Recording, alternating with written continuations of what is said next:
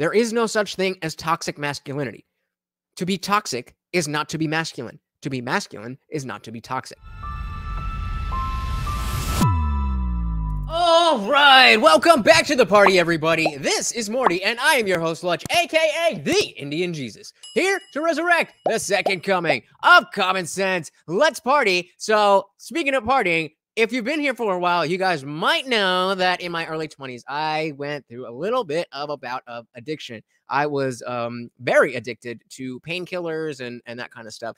Thankfully, I'm no longer doing that, but I have a very addictive personality, and I came across this video from the School of Life about how to weaken the hold of addiction. And I thought, it was definitely eye-opening for me, and hopefully you guys can get some use out of it as well. So let's dive right in.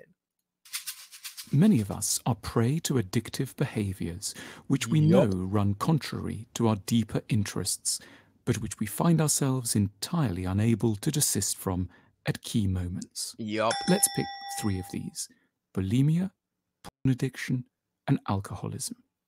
We will appreciate, as soon as we come out of the tunnel of addiction, that we have neglected our interests and harmed ourselves.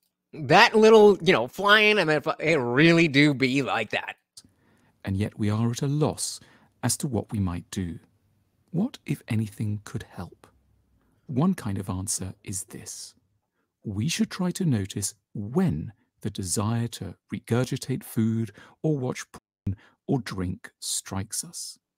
Though this might sound strange, those in the grip of addictions seldom do notice. They don't pay much attention to what has immediately happened before their desires strike. So this sounds specifically like what in psychology is called mindfulness, and just being aware of your own thinking. Understanding that before you decide to go and make a sandwich, that you had the thought, I'm hungry. Just being aware of that, and then, plugging that into your addictive behaviors. It doesn't occur to them that anything has. And yet, if they did look into themselves and studied the answers very carefully, they would have an important weapon with which to escape the downward spiral. And that's because, to make another generalization, before there is ever an addictive behavior, there is always a moment of feeling bad, very, very bad, about something. The triggers can be varied. A partner may not be as warm as they should be, or someone at work seems disapproving and mean, or one's been left out, perhaps not for the first time, of a social occasion. Yeah, I mean, people don't become addicts because they're having a great time in life. They're having a great time with whatever they're addicted to. But outside of that...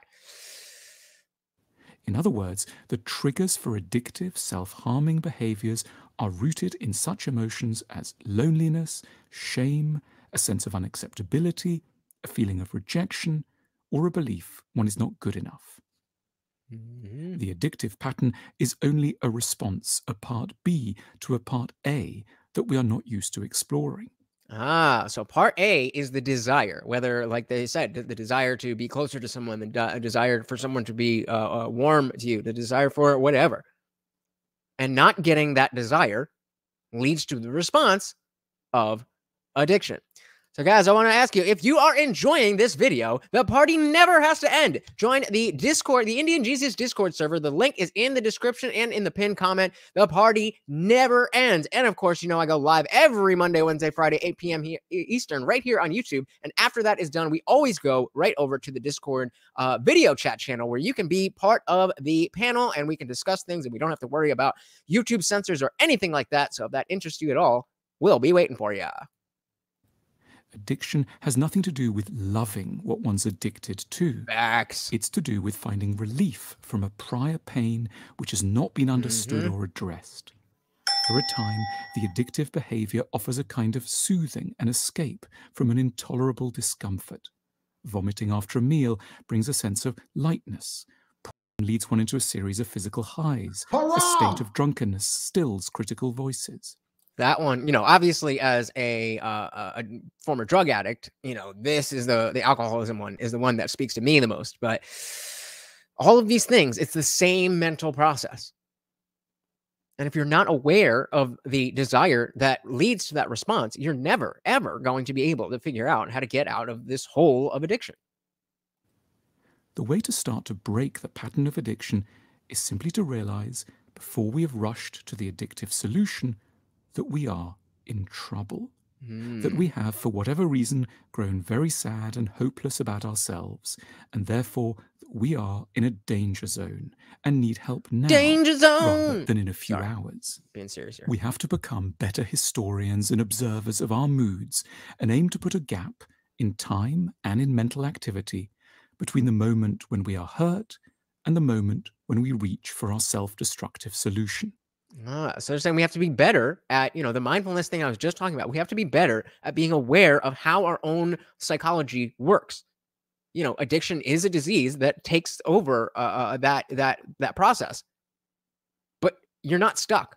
You can break that cycle by, like they're saying, being aware of the desire and the addiction, being aware of your triggers, and specifically trying to put a separation between the time you have the desire and the time that you address it.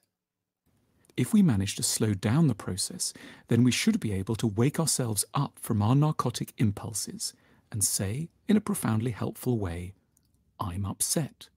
Just the realization that we are so is half the battle at least. I'm feeling deeply upset, and therefore I am in danger. I'm feeling deeply upset, and therefore I'm in danger. Now, this folds perfectly in to the conversations about masculinity that we have all the time. Masculinity is not understanding that you are upset or not getting upset in the first place.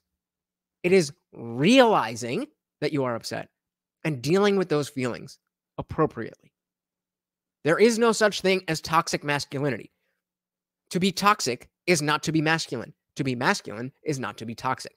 To understand yourself and act appropriately is masculine, and therefore is not toxic.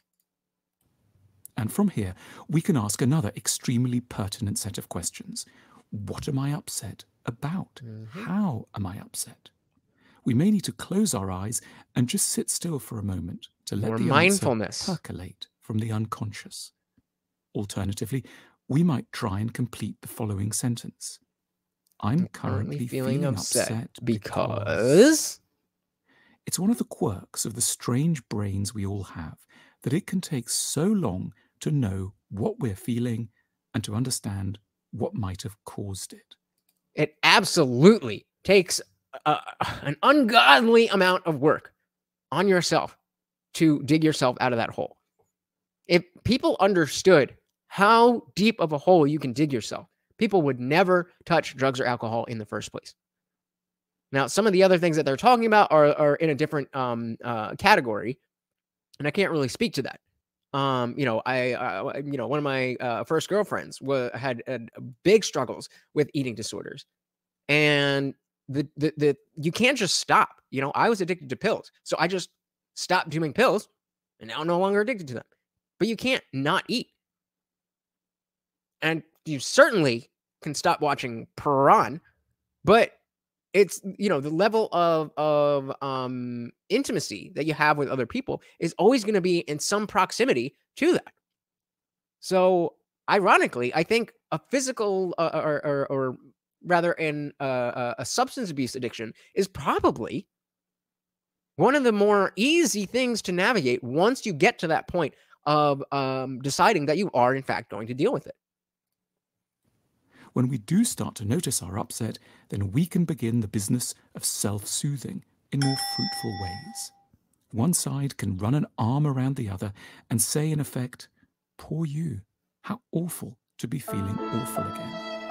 Almost certainly, in early life... Sorry, I'm not trying to make light of it. I'm just trying to, I'm trying to have some fun, guys. It's a party. No one had much sympathy or the remotest bit of interest in our feelings of loss, self-hatred, and abandonment. That's why we find it so hard to get interested in them ourselves. But we can patch up the damage. We can ask, how am I feeling about myself? And what's happened to give me that feeling? We can replace addiction with self-compassion and understanding. No one falls prey to addictions by coincidence. The behaviors always have roots in an intense, normally childhood-derived sense of being a terrible, unworthy person. And that's the perception that you have of yourself when you are an addict is exactly that you are a horrible person and that you deserve everything that you're getting. And you have to, well, I mean, let me not say in general, but certainly that is how I felt, is that I was a bad person, that I didn't deserve a nice life. I didn't deserve nice things. I didn't deserve peace in my home.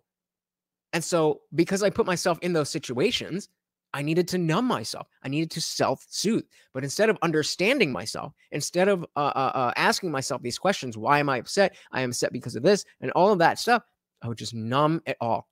And that's exactly what addiction is.